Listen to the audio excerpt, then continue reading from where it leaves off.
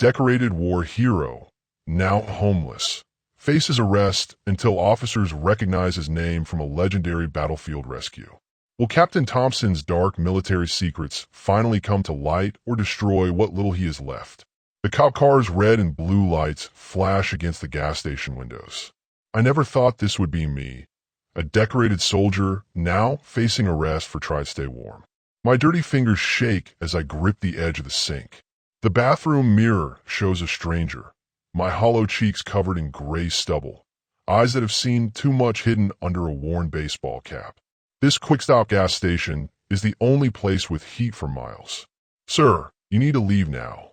The clerk's voice makes me jump. He's young, maybe 20, with a name tag that reads Mike. His arms are crossed, and his face shows no kindness. "We don't allow loitering. Just washing up." I mumble, trying to sound normal. "Been on the road a while." Mike's eyes narrow. "Been watching you. You've been in here for 40 minutes. Buy something or get out." My stomach growls at the thought of food. The $5 in my pocket could buy a hot dog, but that's bus fare to the shelter downtown. Outside, snow is starting to fall. It'll be below freezing tonight. "Just 5 more minutes," I plead. "Please." Mike reaches below the counter. "That's it. I'm calling the police." Panic rises in my chest. Not the police. Not again. Last time they found me sleeping in the park, they took my military ID for verification and never gave it back. Took 3 weeks to get a replacement.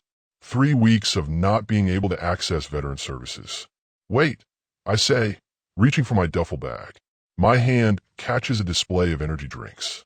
They crash to the floor, rolling everywhere. Mike jumps back. "That's it. Get out now," he yells, grabbing the phone. My hands shake harder as I try to gather my things. The nightmares from last night still cloud my mind. Explosions, screaming, the weight of my friend's body as I carried him across the desert.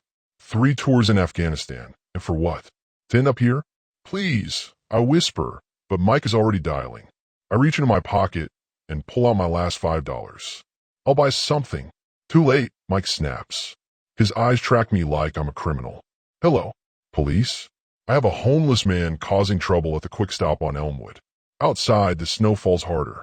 Through the window, I see a woman hurry her children into their warm car. Once I had a home too. A wife. Dreams of children. Before the nightmares. Before the drinking. Before I lost everything trying to do the right thing. I straighten my back. Captain Mason Thompson. That's who I was. Who I still am, somewhere inside. I survived firefights and ambushes. I could survive this night too. The store door jingles as a customer enters. An elderly man in a heavy coat. He glances at me, then quickly looks away. I know that look. I'm invisible. A problem. Not a person. "They're sending a car," Mike announces, looking pleased with himself. "Should be here in 5 minutes. My heart sinks. The shelter closes intake at 9 p.m. If I get detained, I'll have nowhere to go afterward. The temperatures will drop to the teens tonight. I try once more. I'm a veteran. I just need. "Don't care," Mike interrupts. "You people always have some story. You people. As if I'm some different species. As if I didn't bleed for this country. As if the medals in my duffel bag mean nothing." The old man buys his coffee and leaves quickly, avoiding eye contact. The bell jingles again, and cold air rushes in. I pull my thin jacket tighter. "At least let me wait inside until they come," I say, looking at the snow. It's freezing. Mike points to the door. "Out. Now." With stiff legs, I walk outside. The cold hits me like a physical blow. I stand under the gas station awning, watching snowflakes swirl in the light. My mind drifts to the desert, so hot the air shimmered. Different kind of hell. Headlights approach. Not a police car, but a truck. It stops at a pump, and a man in his 40s steps out. He glances at me, and something in his face changes. Recognition? I shrink back. There are people who might still be looking for me. People who want to make sure certain truths stay buried. My breathing quickens. Maybe this man is one of them. Maybe this is how it ends. Not in some glorious battle, but outside a gas station in the middle of nowhere.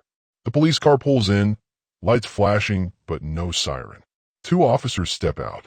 The younger one swaggers, hand resting on his holster. The older one moves with careful precision, scanning everything. A veteran, maybe. He'd understand. Mike points at me through the window. The younger officer approaches. "Let's see some ID," he demands without greeting. His nameplate reads Officer Reed. I reach for my wallet, moving slowly. "I'm not causing trouble, officer. Just needed a warm-up." "That's for us to decide," Reed says. "ID now." I hand over my worn military ID. The only piece of plastic that proves I'm someone, that I matter. "We're used to." The older officer stands back, watching. His nameplate reads Sergeant Walsh. His eyes are kind but tired. He's seen things too. "Mason Thompson." Read from my ID. "No fixed address. Currently between places," I say, trying to sound dignified. Reed smirks. "Between places. Right." He turns to Walsh. "Want to run him?" Walsh nods, taking my ID back to their car. My heart pounds. Will they find it? The record of what happened after I came home? The classified operation? The cover-up? My desperate attempt to expose the truth? Reed stands too close, trying to intimidate me. "What's in the bag?" "Personal items," I say. "Clothes. Toiletries. Mind if I take a look?" He asks, but it's not really a question. I hesitate. My medals are in there. The flash drive too. The one with evidence that could still bring down people in high places. If they find it. "Actually, I do mind," I say, finding my voice. "Do you have probable cause, officer?" Reed's face darkens. "Got a lawyer now, do we?" From the patrol car, Walsh calls out suddenly. His voice sharp with surprise. "Reed, get over here." Reed gives me a warning look before walking back to the car. They speak in hushed tones, looking at something on their computer. Then both turn to stare at me. My pulse races. This is it. They found my record. My disgrace. My truth. Walsh walks back slowly, his face impossible to read. "Captain Thompson," he asks, his voice completely different. "Captain Mason Thompson of Charlie Company, 2nd Battalion, 75th Rangers? How do you know my rank?" I ask, suddenly alert. Most of my military records have been sealed after what happened. Only someone with high-level clearance would know I was a captain. Walsh's face changes completely. The stern police officer is gone, replaced by something I haven't seen directed at me in years. Respect. "Sir, I need to verify. Were you stationed in Kandahar province in 2013? Walsh asks, his voice softer now. I nod slowly, confused by the shift. "Most of that year, yes." Walsh's Adam's apple bobs as he swallows hard. "Operation Dust Shield? The night of April 17th. My breath catches. That night. The worst night. The one that still wakes me screaming. "How do you know about that?" I demand, my voice cracking. "Those records were classified." Reed stands to the side, looking confused. Mike watches from inside the gas station, probably wondering why I'm not in handcuffs yet. Walsh takes off his hat. An unexpected gesture of respect. "Because my brother was there, sir. David Walsh. You saved his life that night." The name hits me like a physical blow. David Walsh. Young, always smiling despite everything. Terrible poker player. Great shot. Lost his right leg below the knee when our convoy hit those IEDs. "David," I whisper. "He made it home." Walsh nods, eyes glistening. "Thanks to you. You told us how you carried him 3 miles to the extraction point while you were bleeding yourself. How you kept talking to him so he wouldn't go into shock." My mind floods with memories. The weight of David on my shoulders. The sticky warmth of blood, his and mine. The sound of gunfire in the distance. "He said you took a bullet in the shoulder that was meant for him." Walsh continues. I touch my left shoulder unconsciously. The scar there, one of many. We were ambushed. Lost half the squad that night. Reed's posture has changed completely. He stands straighter, almost at attention. "Sir, I had no idea." Walsh gestures to the patrol car. "Please, come sit in our car where it's warm. We need to figure this out." Mike bangs on the gas station window, pointing to his watch, then to me. He wants to know if they're arresting me. "What about your call?" I ask, nodding toward the store. Walsh turns to Reed. "Tell the clerk there's no problem here. Captain Thompson is coming with us." Reed hesitates. "Sarge, protocol says." "I know what protocol says." Walsh interrupts. "This man saved my brother's life. He's a hero, not a vagrant. Go talk to the clerk." As Reed walks toward the store, I notice the man at the gas pump watching us intently. Something about him seems familiar, but I can't place him. He quickly looks away when he catches me watching. Sir, you don't have to call me Captain, I say quietly to Walsh. I'm not in the service anymore. Walsh opens the back door of the patrol car. Once a captain, always a captain. Please, get in where it's warm. The heat inside the car feels like a miracle against my cold skin. I hadn't realized how numb my fingers had become. David made it through med school, Walsh says, turning in his seat to face me. He's a physical therapist now, works with other vets, has a wife, 2 kids. A lump forms in my throat. One thing went right, at least. I'm glad. Walsh studies me, taking in my worn clothes, my hollow cheeks. Sir, if you don't mind me asking, what happened? How did you end up? He gestures vaguely. How to explain? The classified mission that went wrong. The civilian casualties. The generals who needed someone to blame. The evidence I gathered tried to expose the truth. The dishonorable discharge that wasn't in my official records because, officially, I never existed. It's complicated, I say finally. Reed returns, looking subdued. Clerk's not happy, but I told him we're handling it. From the corner of my eye, I see the man from the gas pump still watching. He's on his phone now, talking urgently. A chill runs down my spine that has nothing to do with the cold. What's your situation right now, Captain? Walsh asks. Do you have somewhere to stay tonight? I think of the shelter downtown. The stench of unwashed bodies. The stolen shoes. The fights over blankets. I'll figure something out. Walsh exchanges a look with Reed. Something unspoken passes between them. Sir, Walsh says carefully, my shift ends in an hour. I have a spare room at home. It's not much, but it's warm. You'd be welcome to it. The offer stuns me. When was the last time someone showed me kindness without wanting something in return? I couldn't impose, I say automatically. It's not an imposition, Walsh insists. It would be an honor. Honor. Such a simple word. One that used to mean everything to me. Reed clears his throat. Sarge, can I talk to you for a minute? The 2 officers step outside the car.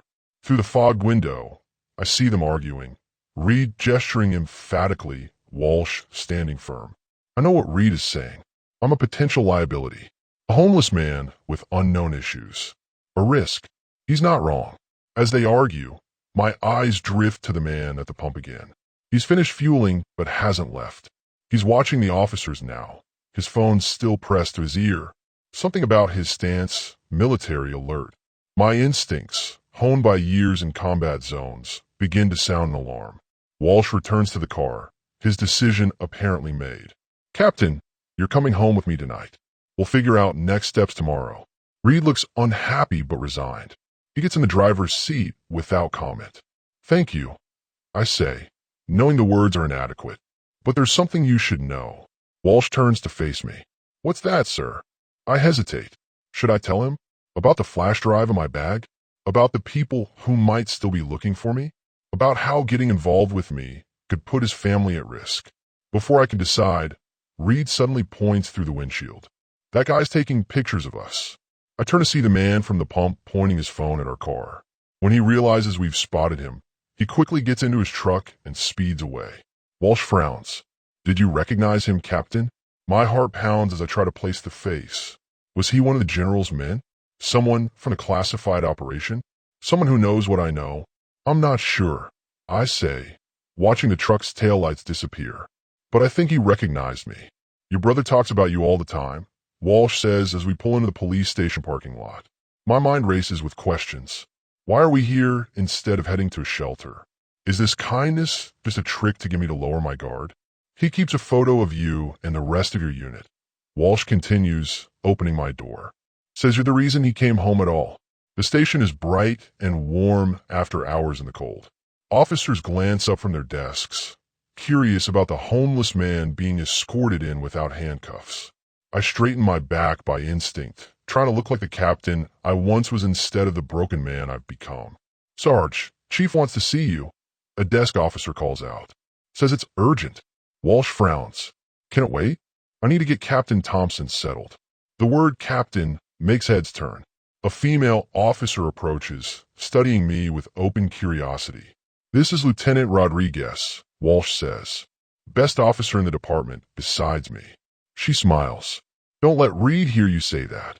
Her eyes scan my worn clothes, but there's no judgment there. Captain Thompson? Military. Army Rangers. I confirm, unsure how much to say. How much they know. My father was 101st Airborne, she says. Vietnam. Common ground. The unspoken brotherhood of those who've seen war. Coffee, she offers. We've got a fresh pot. Coffee sounds like heaven. Real coffee, not the watered-down stuff from shelters. Thank you. Walsh's phone buzzes. He checks it, frowning at the screen. Chief says it can't wait. Lieutenant, can you get the captain settled in the break room? I'll be back in 5. As Walsh disappears down the hall, Rodriguez leads me to a small room with a table, chairs, and a coffee pot that smells like salvation. My stomach growls loudly. When's the last time you ate, Captain? She asks directly.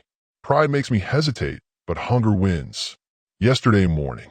Without comment, she disappears, returning minutes later with a sandwich and apple from the vending machine. It's not much. I take the food, fighting the urge to wolf it down. Thank you. She sits across from me. So how do you know Walsh? I admit. Not really. I served with his brother. David, she nods. The physical therapist. Walsh never stops talking about him. Says his big brother's a miracle worker. I take a careful bite of the sandwich. Good to hear he's doing well. Rodriguez studies me. Mind if I ask what happened? You're clearly military. Officers don't usually end up homeless. I finish for her. The word still stings. She nods, not apologizing for the question. I consider what to tell her. The truth would put her in danger too. Everyone who knows too much about Operation Sandstorm ends up dead or disgraced. Like me, made some enemies, I say finally. Powerful ones. Her eyes sharpen with interest. Military enemies? I look around the break room, suddenly aware of possible listening devices. Paranoia never leaves you once you've lived with it. Something like that, I say quietly. The door opens and Reed enters, looking unhappy. Rodriguez, Chief wants you too. She frowns. Now, Reed confirms. Something about a bolo just came in. Be on the lookout. My heart rate doubles. Are they looking for me? Rodriguez stands. Will you be okay here for a few minutes, Captain? I nod, forcing a calm I don't feel. As they leave, I hear Reed's whispered question. Why is everyone calling him Captain? Alone, I quickly scan the room. 2 doors, 1 window, vending machine, microwave. Old habits die hard. Always know your exits. My duffel bag sits beside me, containing everything I own. I touch it, feeling for the hidden pocket where I keep the flash drive. Still there.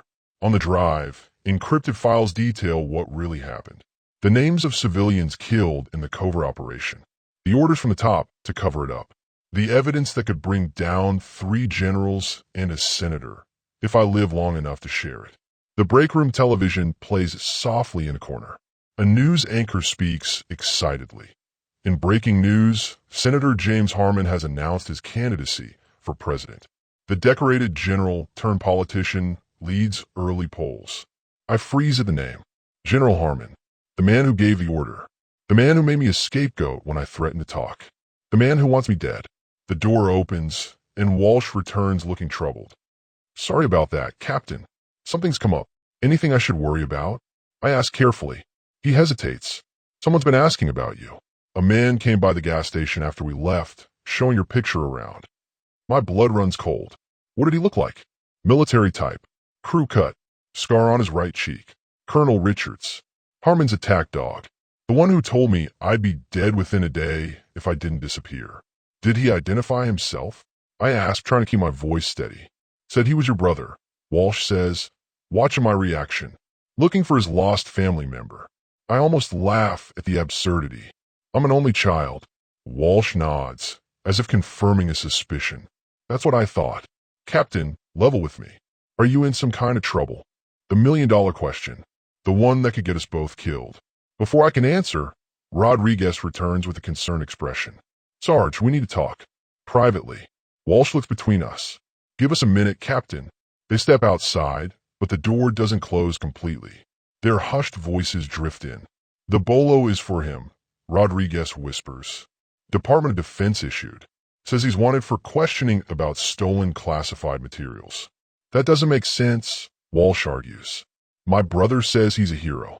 It gets worse, Rodriguez continues. I ran his name through the system. According to records, Captain Mason Thompson was killed in action 3 years ago. My heart pounds so loudly I'm sure they can hear it. My official death was part of the cover-up. Easier to silence a dead man. The door opens, and both officers return. Their expressions have changed. More guarded now, uncertain. Captain, Walsh says carefully, I think you have a story to tell. I look between them, these good people caught in my dangerous orbit. If I tell them the truth, I put them at risk. If I run, I'll be on the streets again, with Richards hunting me. Yes, I say finally, but not here. I tap my ear and gesture around the room. Listening devices. Paranoid? Maybe, but paranoia has kept me alive. Understanding dawns in Walsh's eyes. He nods slightly. My shift ends in 20 minutes. We'll talk at my place. As if on cue, his radio crackles. All units be advised. Armed robbery in progress at First National Bank. Walsh stands. Duty calls. Rodriguez will stay with you. As Walsh rushes out, Rodriguez sits across from me. So, she says quietly, want to tell me why the DOD thinks you're dead? The drive to Walsh's home feels like entering another world. Tree-lined streets. Normal houses with warm lights and windows. Children's bicycles and driveways. A life so far from my reality that it might as well be a movie. My wife Ellen doesn't know you're coming, Walsh says as we pull into a modest driveway. But she's used to my strays. The porch light flips on before we reach the door. A woman appears, mid-40s, kind eyes, exhaustion lines around her mouth. Honey, she questions, looking at me with surprise but not alarm. Ellen, this is Captain Thompson, Walsh says. He served with David. Her expression transforms instantly. The Captain Thompson? The one who carried David to safety. I shift uncomfortably. It wasn't just me. We all looked out for each other. Well, don't stand in the cold, Ellen says, stepping aside. Come in, come in. The house smells of pot roast and clean laundry. Photos line the walls. Walsh and Ellen's wedding, a teenage girl in a soccer uniform, family holidays. And there, on the mantle, a group photo of soldiers in desert camo. David Walsh is there, arms slung around my younger self. Both of us smiling, unaware of what lay ahead. Mom?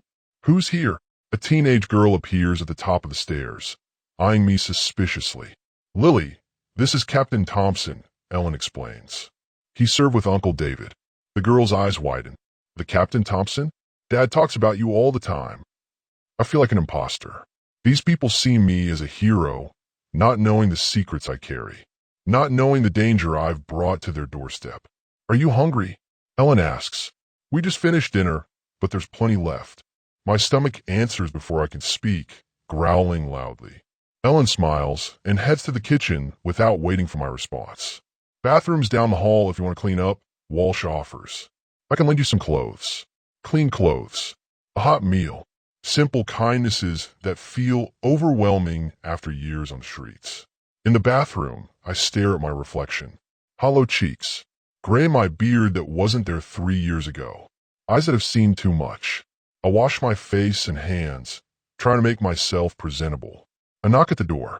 Walsh passes in a set of sweatpants and a t-shirt. These should fit. Take your time. The clothes smell of laundry detergent. I change quickly, stuffing my dirty clothes into my duffel bag. The flash drive I transfer to the pocket of the sweatpants. Never let it out of my possession. Never.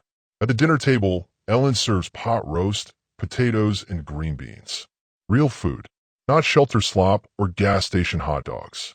David comes for Sunday dinner every week with his family, Ellen explains. He's going to be shocked when we tell him you're here.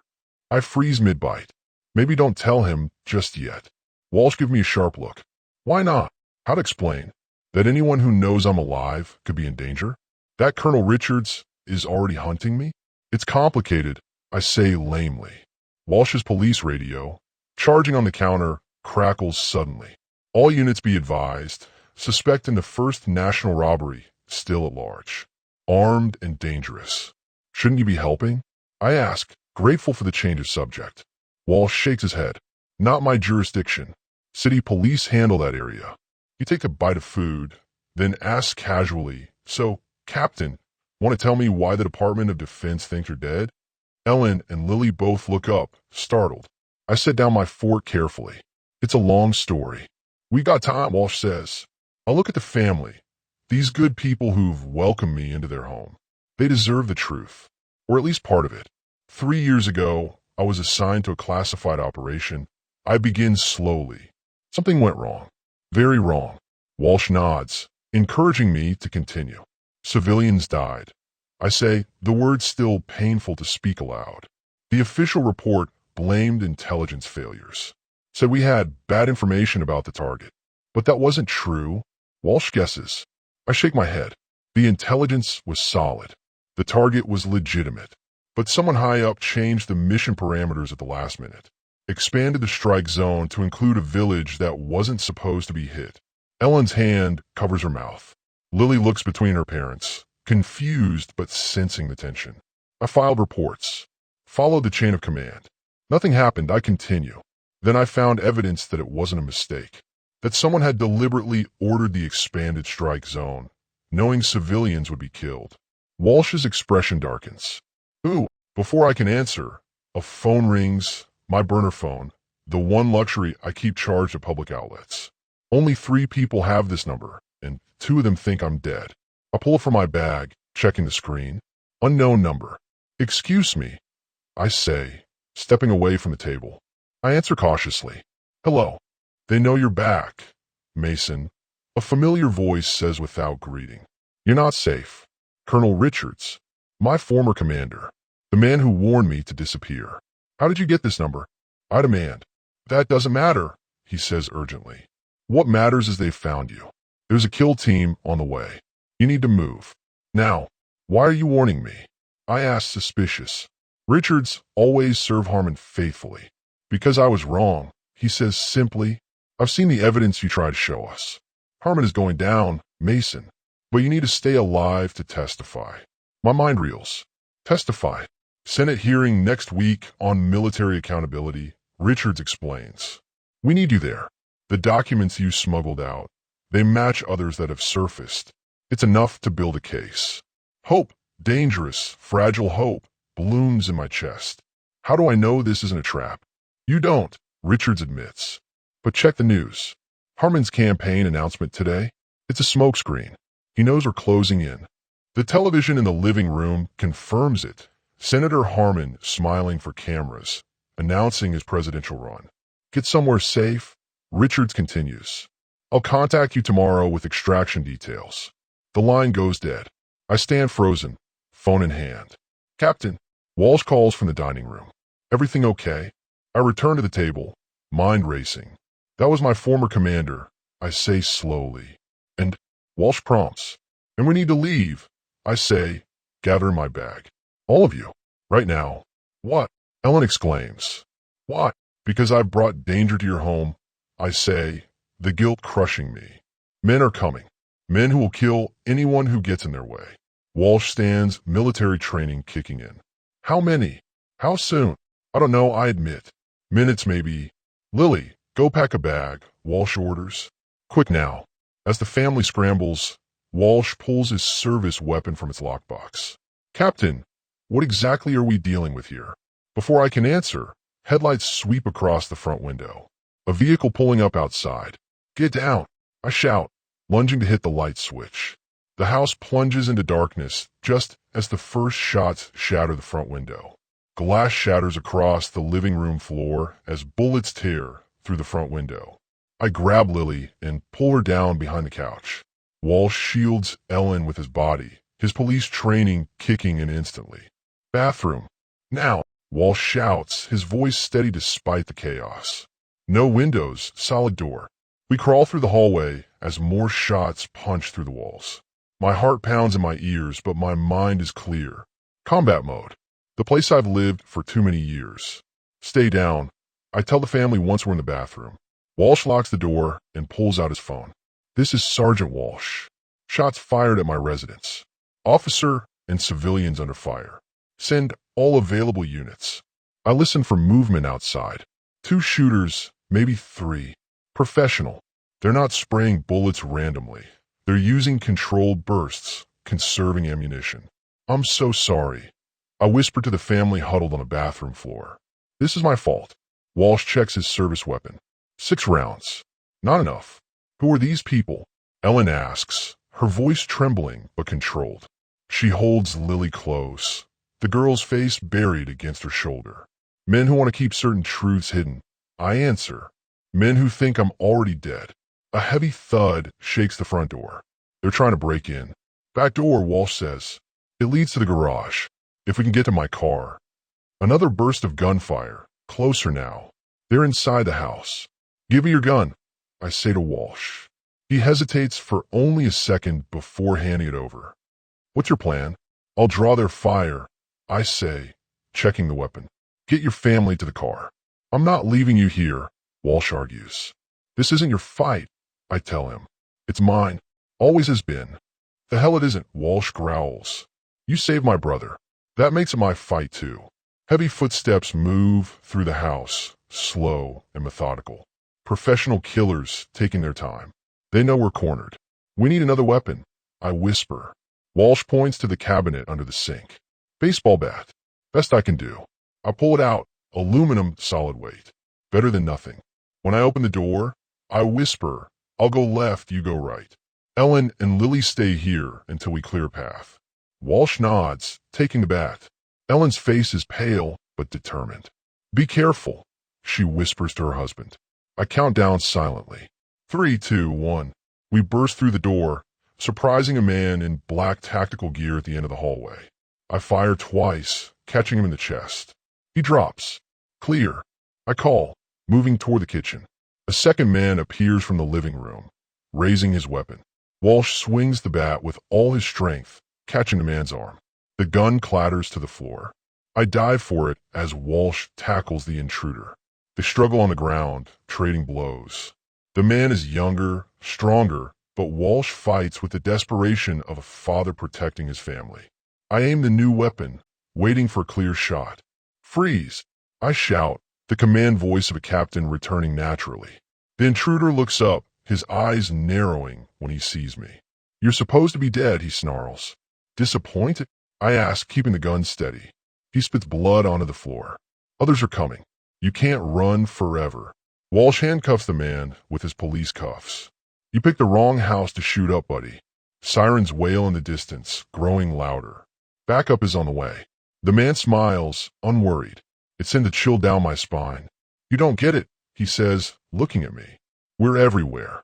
Police, military, government. You'll never be safe. I study his face, trying to place him. Not someone from my unit or the mission. A hired gun, then. Someone who doesn't know the full story, just knows I'm a target. Who sent you? I demand. He laughs. You know who. The same man who's going to be our next president. Walsh picks up the fallen attacker's radio. A voice crackles through. Team 2 report. What's your status? Team 2. There's more coming. We need to move, I tell Walsh. Now. The front of the house is a mess of broken glass and bullet holes. We hurry Ellen and Lily through the kitchen toward the garage, keeping low. My car keys, Walsh remembers suddenly. They're on the hook by the front door. I head back through the destroyed living room, scanning for the keys. There, hanging on a small rack near the entrance. As I reach for them, I see headlights through the shattered window. A black SUV pulls up to the curb. Team 2 has arrived. I grab the keys and race back to the garage. Walsh has the family in the car already, engine running. Go, I shout, throwing him the keys. Get them somewhere safe. What about you? Walsh asks, even as more shots ring out from the front of the house. I'll draw them off, I say. Keep your family safe. That's an order, Sergeant. Ellen reaches through the window, gripping my arm. You come find us. You hear me, Captain? You find us. Her kindness nearly breaks me. I will. I promise, though I don't know if I can keep it. Walsh looks torn, but nods sharply. The fishing cabin. My brother's place at Lake Mercer. We'll be there. The garage door opens. I slap the roof of their car. Go. As they speed away, I turn back toward the house. I can hear men entering, shouting commands to each other. Professional. Deadly. I find a fallen attacker's weapon and spare magazines. If I'm going down, I'll go down fighting. But as I prepare to make my stand, a side door I hadn't noticed opens. A hand reaches out, grabs my collar, and yanks me through. This way, a familiar voice whispers, "Unless you want to die tonight." Colonel Richards stands before me, finger to his lips. He points to a car idling in the alley behind the house. "Why should I trust you?" I hiss. "Because I'm the only chance you've got," he answers simply. Behind us, men storm through the house. My time has run out. I make my choice and follow Richards to the waiting car. "Duck down," Richards orders as we speed away from Walsh's neighborhood. I slide below the window line, my whole body tense and ready for betrayal. Is this a rescue, or am I being delivered to my executioners? "How did you find me?" I ask, keeping the gun I took from the attacker aimed at Richard's side. He glances at the weapon, but doesn't comment on it. Same way they did. Facial recognition picked you up at the gas station. Once they had a location, it was just a matter of tracking Walsh's movements. Those were professional killers back there. I say, "Military contractors?" Richards nods grimly. "Harmon's private security team. Off the books, of course. Why are you helping me?" I demand. "You're Harmon's right-hand man. Always have been." Richards drives in silence for a moment, his face tight with emotion I can't read. Finally, he speaks. "They kill my son." The words hang in the air between us. "What?" "My son, Ryan. Air Force Intelligence. He started asking questions about the same operation you were investigating. 6 months ago, he died in a training accident." My grip on the gun loosens slightly. "I'm sorry. I didn't believe it at first," Richards continues. "Thought it was just bad luck. Then I found Ryan's encrypted files. He'd been gathering evidence too. Same as you." We drive in silence for several minutes. The city falls away, replaced by darkness and trees.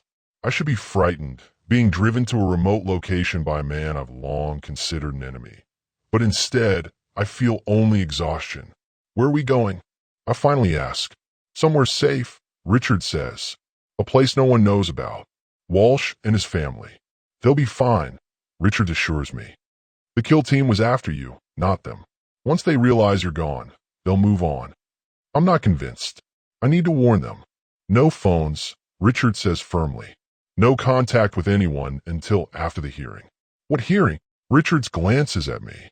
"Senate Intelligence Committee. They've been building a case against Harmon for months. Your evidence was just the beginning. Now, they have collaborating testimony from 3 other officers who were involved." Hope rises in my chest. Dangerous, fragile hope. "They believe me?" "They do," Richard confirms. "And in 4 days, you'll testify before them. Tell them everything you know." The car turns onto a dirt road, barely visible in the darkness. Trees crowd close on either side. "I've been running for 3 years," I say quietly, "living on streets and in shelters. For what? So I could die in the woods tonight." Richard's face softens slightly. "You're not going to die tonight, Mason. I promise you that." The road ends at a small cabin, dark and seemingly abandoned. Richards cuts the engine, but doesn't immediately get out. "I should have believed you 3 years ago," he says, staring straight ahead. "When you came to me with your concerns about the mission, I should have listened." "Why didn't you?" His hands tighten on the steering wheel. "Because I trusted the wrong man. Because I believed in the chain of command more than I believed in what was right." It's the most honest thing I've ever heard him say. "And now?" I ask. "Now I'll make it right," he says simply. "For my son. For those civilians. For you." Inside the cabin, dust covers sparse furniture. Richards flips a switch, and solar-powered lights flicker to life. "It's not much," he says, "but it's off the grid. No electricity except what the solar panels provide. No internet. No cell service. We're ghosts here." I look around a small space, kitchen area, living room with a fireplace, 2 doors that likely lead to bedrooms. After years on the streets, it feels like a palace. "There's food in the cupboards," Richard says. "Clean clothes in the bedroom. Bathroom is running water from a well." "How long do we stay here?" I ask. "Until the hearing," Richards answers. 3 days. On the 4th morning, I'll drive you to Washington. 3 days of safety. 3 days to prepare. 3 days before I finally tell the world what really happened. Get some rest, Richard suggests. You look like you need it. He's right. I can't remember the last time I slept without one eye open, without the constant fear of being discovered. In a small bedroom, I find new clothes still in packaging: jeans, t-shirts, flannel shirts, underwear, socks. All my size. Richards has been planning this for some time. After a hot shower, my first in weeks, I change into clean clothes and return to the main room. Richards sits at a small table, documents spread before him. These are copies of everything we have, he explains. Your evidence, Ryan's files, testimony from the other officers. The case against Harmon is solid, but your testimony is the linchpin. You're the only one who was in the room when he gave the direct order to expand the strike zone. I pick up one of the documents, satellite images of the village before and after the strike. The destruction is total. My hands shake. 47 civilians, I say quietly. 17 children. Richards nods solemnly, and Harmon knew they were there. The intelligence was clear. What? I asked the question that's haunted me for 3 years. Why would he order it? Richards slides another document across the table. This is what my son found. The village was sitting on top of one of the richest rare earth mineral deposits in the region. A week after the strike, a mining company with ties to Harmon filed exploration rights. The pieces fall into place. Money. It's always about money. He killed those people for mining rights. The horror of it steals my breath. And he'll be president if we don't stop him, Richards says grimly. A knock at the door freezes us both. Richards signals for silence, drawing his weapon. No one should know we're here. The knocking comes again, more insistent. Then a voice calls out, Colonel Richards? Captain Thompson? It's Sergeant Walsh. Richards and I exchange looks of confusion. How did Walsh find us? Stay here, Richards mouths, moving silently to the door, gun ready. He peers through a small window, then relaxes slightly. It's him, alone. Richards opens the door cautiously. Walsh stands there, his police uniform replaced by civilian clothes, his face grim. How did you find us? Richards demands. Track your car, Walsh says. I put a tracker on it back at my house when I realized who you were. Richards swears under his breath. I'm getting sloppy. Walsh steps inside, eyes scanning the cabin before settling on me. You okay, Captain? I nod. Your family, safe in my brother's cabin, Walsh confirms. But we have a problem. He pulls out his phone, showing us a breaking news alert. Shooter killed in police standoff identified AS decorated veteran. My photo stares back at me from screen, not my current bearded hollow cheek face, but my military ID photo from years ago. They're framing you for the attack on my house, Walsh says grimly. The news is reporting that a disturbed homeless veteran opened fire on a police officer's home before being killed by responders. But that's not possible, I protest. I'm not dead. The body they recovered is, Richards says quietly, someone who looks enough like you to pass a rushed identification. The implication hits me like a physical blow. They killed someone to frame me? Richards nods grimly. Now if you show up at the Senate hearing, I'll be arrested immediately. I finish his thought. My testimony will never be heard. Walsh looks between us. What hearing? As Richard explains, I sink into a chair. After 3 years of running, of suffering, of holding on to the truth, it might all be for nothing. Harmon is always one step ahead. There has to be another way, Walsh says when Richards finishes. Some way to get the truth out. I think of the flash drive in my pocket, the evidence I've guarded so carefully. Is there another path? Walsh's phone rings, interrupting my thoughts. He checks the screen, face paling. It's my wife, he says. Something's wrong. He answers, listening intently. His expression darkens with each passing second. We'll be right there, he says finally, ending the call. What happened? I ask, already dreading the answer. Walsh's voice is tight with controlled fury. They found the cabin. Ellen and Lily got away, but they have my brother. David, I whisper. The man I saved years ago is now in danger because of me. They left a message, Walsh continues. They'll trade him for you, Captain. Your life for his. Blood pounded in my ears as I walked toward the Veterans Memorial Park. The sun was setting, painting the sky orange and red. 3 kids raced past me on bikes, laughing. How simple their lives must be. I checked over my shoulder for the 5th time in 2 minutes. Was someone following me? I couldn't tell anymore. The tall statue of a soldier stood in the middle of the park, his stone eyes forever watching.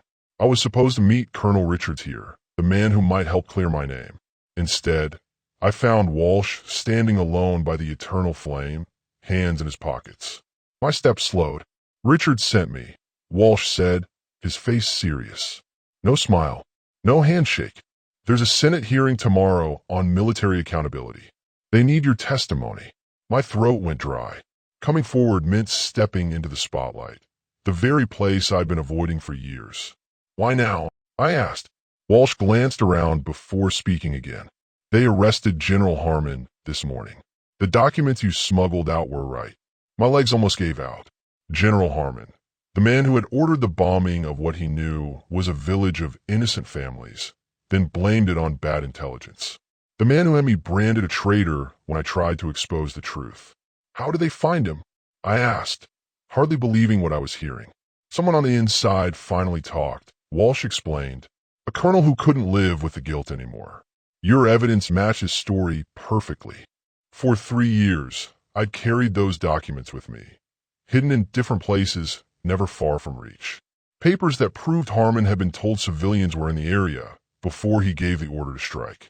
Evidence that could have cleared my name long ago if anyone had been willing to listen. "I don't know if I can do this," I said, looking down at my shaking hands. Walsh stepped closer. "My brother would want you to. You saved his life. Now save your own." A mother pushed a stroller past us on the path. A jogger ran by with his dog. Normal people living normal lives. Could I ever have that again? "The hearing starts at 9 tomorrow morning," Walsh continued. "Richards has a safe house ready. You'll be protected until then." I thought about it. If I testified, I might finally get my life back. My rank, my honor. I might be able to walk down the street without looking over my shoulder. "Okay," I said finally. "I'll do it." Walsh smiled for the first time, relief clear on his face. "Good man. My car's just across the street. We can." The crack of a gunshot cut him off. Walsh's body jerked backward. A red stain bloomed on his shoulder as he collapsed to the ground. "Walsh!" I shouted, diving toward him as another bullet whizzed past my ear. People in the park screamed. The mother with the stroller ran for cover. The jogger pulled his dog behind a tree. I dragged Walsh behind the stone base of the memorial statue as more bullets struck the granite, sending chips flying. My heart hammered as old training kicked in. "Stay low. Find cover. Locate the shooter." "How bad?" I asked, checking Walsh's wound. Blood soaked his shirt, but the bullets seemed to have missed anything vital. "I'll live," he grunted, face tight with pain. "But you won't if you stay here." I peered around the edge of the statue. There, on the roof of the library across the street, a glint of metal caught the fading sunlight. The shooter. "Press hard here," I told Walsh, placing his hand over the wound. "I'll be back." "Thompson, don't," Walsh started, but I was already moving. I stayed low, zigzagging between trees and benches. Another shot rang out, splintering wood where I had been seconds before. I reached the edge of the park and spotted a fire escape on the side of the library building. 3 deep breaths. Then I ran, expecting to feel a bullet in my back at any moment. I reached the metal ladder and climbed as fast as my arms would allow. My old shoulder wound screamed in pain, but I pushed through it. At the top of the fire escape, I pulled myself onto the roof. The shooter hadn't noticed me yet. He was still focused on the memorial statue where he thought I was hiding with Walsh. I recognized him immediately. Specialist Reeves. He had been on Harmon's security detail. Now he was here to make sure I never testified. I moved silently across the rooftop, staying in the shadows. Reeves adjusted his rifle, preparing for another shot. He was so focused on his target that he didn't hear me approach. When I was 3 feet away, my boot scraped against the rooftop gravel. Reeves spun around, swinging the rifle toward me. I lunged forward, grabbing the barrel and pushing it upward. A shot fired into the air. We struggled for control of the weapon. Reeves was younger, stronger, but I was fighting for my life, for my future. I slammed my forehead into his nose. He stumbled back, blood pouring down his face. "It's over, Reeves," I gasped, wrenching the rifle from his hands. "Nothing's over," he spat. "They'll never let you testify." He reached for something at his back, a pistol. I didn't think. I swung the rifle like a club, catching him across the temple. Reeves crumpled to the ground, unconscious. Police sirens wailed in the distance, getting closer. I zip-tied Reeves' hands with his own gear and ran back to the fire escape. When I reached Walsh, he was pale but alert. A small crowd had gathered, keeping their distance. "Ambulance is coming," a woman told me, her phone still in her hand. Blue lights flashed as police cars surrounded the park. Officers jumped out, weapons drawn. One of them was Reed. "Don't shoot," Walsh called out, his voice weaker than before. "He saved me." Reed lowered his gun slowly, confusion on his face. "Thompson, what happened?" "Shooter on the library roof," I explained, pointing. "He's restrained but armed." As paramedics rushed to help Walsh, I explained everything to Reed. The Senate hearing, General Harmon's arrest, the attempt to silence me before I could testify. "You're saying this goes all the way up to a general?" Reed asked, eyes wide. "Higher," I said grimly. "Tomorrow the world will know just how high." As they loaded Walsh into the ambulance, he grabbed my hand. "Promise me you'll be there tomorrow," he said. "Finish what you started." I nodded, watching as they closed the ambulance doors. The sky had grown dark. Tomorrow would bring either justice or more danger. But for the first time in years, I felt something I had almost forgotten: hope. Camera flashes blinded me as I walked up the steps of the Capitol building. News reporters shouted questions from behind police barriers. My new suit felt stiff and strange after years of worn jackets and faded jeans. Colonel Richards walked beside me, along with two serious-faced agents in dark suits. "Remember," Richards said quietly, "just tell the truth. That's all you need to do." Easy for him to say. He hadn't spent 3 years hiding from the most powerful military leaders in the country. The Senate hearing room was packed with people. Rows of chairs filled with reporters, military officials, and curious citizens. At the front, a long table where senators sat looking through papers. Behind a second table sat General Harmon and 3 other high-ranking officers, all in full uniform covered with medals. Their faces were stone-cold as I walked in.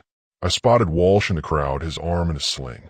Next to him sat Officer Reed and, surprisingly, Mike from the gas station. Walsh gave me a small nod of encouragement. "Captain Mason Thompson," announced the committee chairman, Senator Blackwell. "Please be seated." My throat went dry as I sat at the witness table. A microphone stood in front of me, ready to carry my words to the entire nation.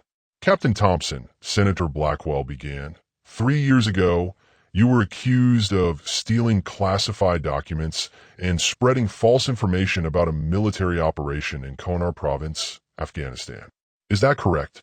I leaned toward the microphone. "Yes, Senator." "And you then disappeared, effectively deserting your post." "Correct. I went into hiding because my life was in danger," I replied, my voice steadier than I felt. Senator Blackwell raised his eyebrows. "That's a serious claim, Captain. Less than 24 hours ago, someone tried to kill both me and Sergeant Walsh of the local police department to prevent me from being here today," I said. The room filled with murmurs. I believe that attack was ordered by the same people who gave the command to bomb a village of innocent civilians and then covered it up. General Harmon's face darkened. His lawyer whispered something to him. For the next hour, I told my story. I explained how I had been stationed at headquarters when the intelligence came in about suspected terrorists in a remote village. I described seeing the clear satellite images showing children playing, women hanging laundry, obvious signs of civilian life. I personally delivered this intelligence to General Harmon. I testified. He looked at the images, then said, and I quote, "Collateral damage is unavoidable in war." Gasps filled the room. Harmon's face turned red with anger. "The bombing was carried out that night," I continued. 47 civilians died, including 16 children. The official report claimed there had been no indication of civilian presence. I took a deep breath before delivering the final blow. When I tried to report this through proper channels, my security clearance was revoked. When I persisted, Threats were made against me. That's when I gathered what evidence I could and left. Senator Blackwell looked grave. And the evidence you gathered, do you have it with you today? I nodded and handed over a sealed envelope containing copies of the satellite images, the original intelligence reports, and the falsified after-action reports. As the senators examined the documents, I caught General Harmon's eye. His look promised revenge. Then a door at the back of the room opened. 2 military police officers entered, followed by a thin man in uniform that I recognized immediately. Major Ellis, Harmon's former aide. Senators, Ellis said, his voice shaking slightly, I have additional evidence to present. Ellis walked forward and placed a small flash drive on the table. This contains audio recordings of meetings where General Harmon and others deliberately planned the cover-up. It also includes names of everyone involved in the attempt to silence Captain Thompson. The room erupted. Harmon jumped to his feet, shouting about treason. His lawyer tried desperately to calm him down. Photographers' cameras clicked rapidly, capturing the moment. Order, shouted Senator Blackwell, banging his gavel. This hearing will take a 30-minute recess while we review this new evidence. As the room slowly emptied, I stayed seated, too overwhelmed to move. Ellis approached me carefully. I'm sorry it took me so long, he said quietly. I was afraid. I nodded, understanding completely. Thank you for coming forward. When the hearing resumed, everything happened quickly. The recordings were damning.